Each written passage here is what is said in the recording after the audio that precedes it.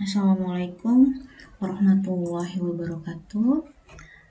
Video ini akan membahas tentang elastisitas harga. Jadi langsung saja, elastisitas harga terbagi menjadi elastisitas permintaan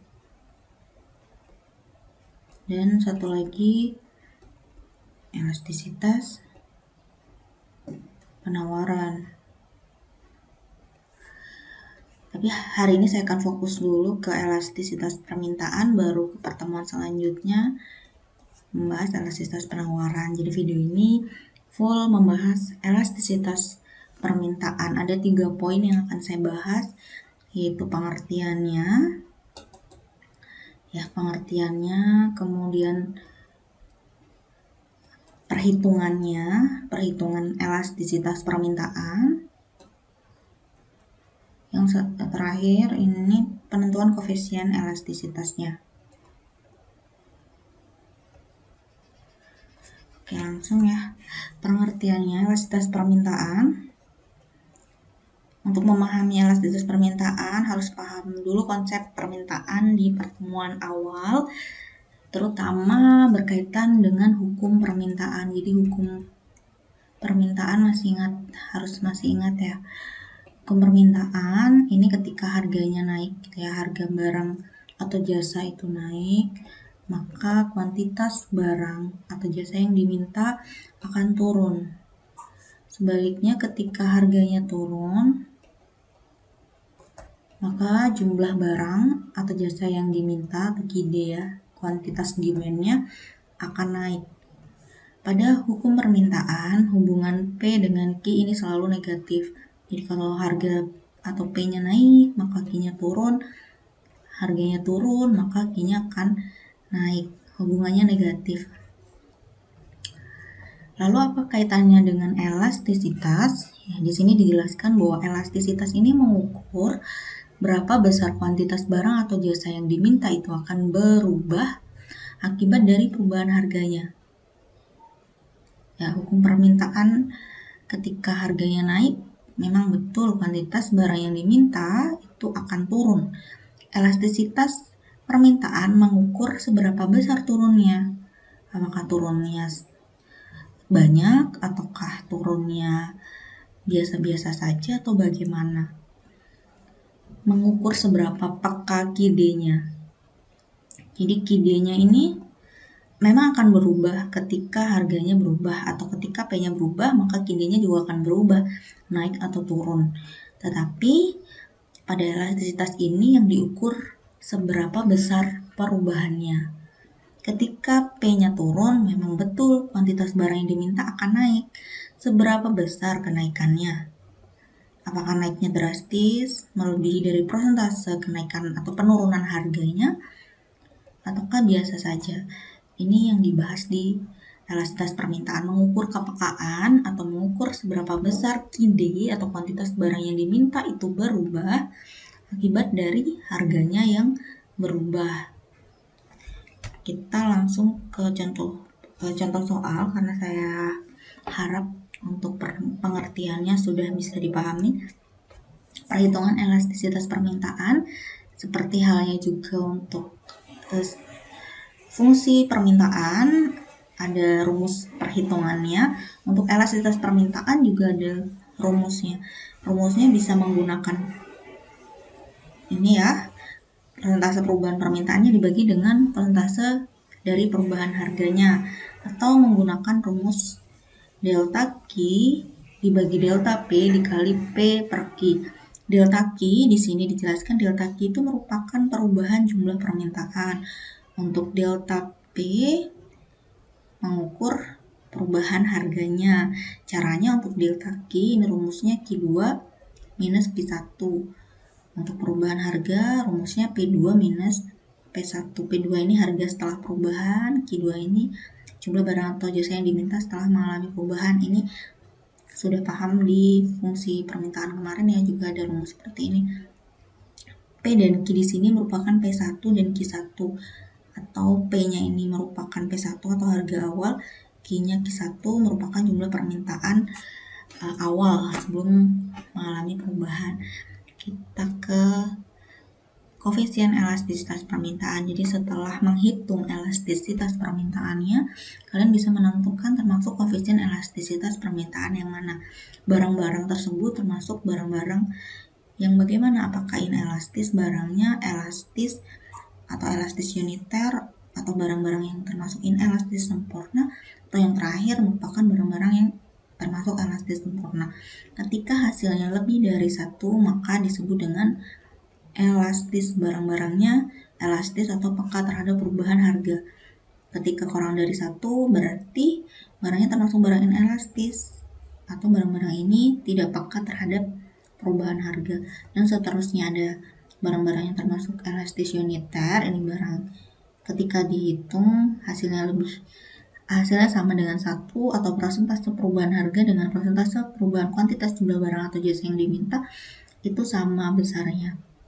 Di sini ketika yang ditemukan nilainya tak hingga, maka termasuk barang yang elastis sempurna, dan seterusnya sama dengan 0 berarti termasuk barang inelastis sempurna. Lalu saya akan lanjutkan ke contoh soalnya. Soalnya jika harga barang 15.000, kita masukkan dalam tabel Piki. Jadi waktu harganya 15.000, jumlah barang yang diminta 1.000. Harganya naik jadi 20.000, maka jumlah barang atau jasa yang diminta akan turun. Nilainya 800. Dari sini bisa diketahui P1-nya berapa, Q1-nya berapa, delta Q-nya berapa, dan delta P. P1 di sini P1-nya atau harga awalnya 15.000. Q1 atau kuantitas barang atau jasa yang diminta paling awal itu 1.000.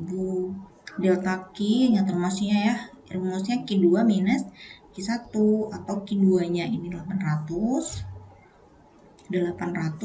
Nah Q1-nya 1.000. 800 minus 1.000 minus 200. Ini delta Q. Kemudian delta P-nya harga kedua minus harga pertama. Harga kedua 20.000. Harga pertama 15.000 sama dengan 5.000. Dari data ini kita bisa langsung masukkan ke dalam rumusnya. Jadi rumus elastisitas permintaan ini sama dengan delta Q dibagi dengan delta P dikali P per Q. Ini P1 dan Q1.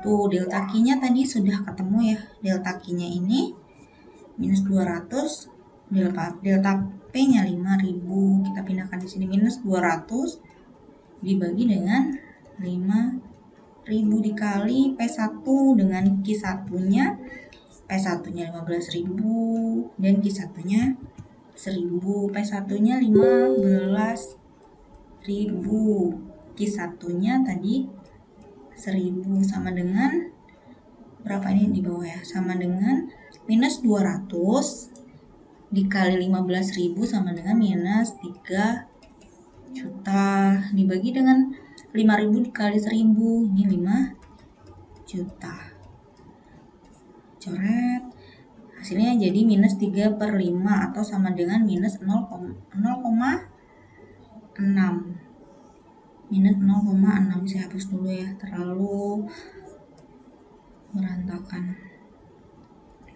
Minus 0,6.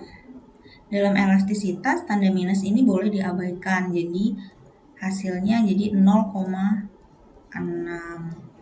Ini elastisitas permintaannya 0,6. Lalu tugas kita selanjutnya adalah mencari termasuk koefisien elastisitas yang mana. Tadi ya 0,6 saya tulis di sini. ID sama dengan 0,6. 0,6 ini termasuk lebih besar dari 1, kurang dari 1, atau sama dengan 1, atau sama dengan tak hingga atau 0. 0,6 ini merupakan kurang dari 1. Jadi 0,6 ini kan kurang dari 1 ya. Berarti barang-barangnya termasuk barang yang inelastis. Barang-barang inelastis termasuk barang yang tidak peka terhadap perubahan harga. Ya, kita tulis di sini ya. Jadi termasuk 0,6 ini kurang dari 1, maka termasuk barang yang inelastis. Barang-barang inelastis merupakan barang yang tidak peka terhadap perubahan harga.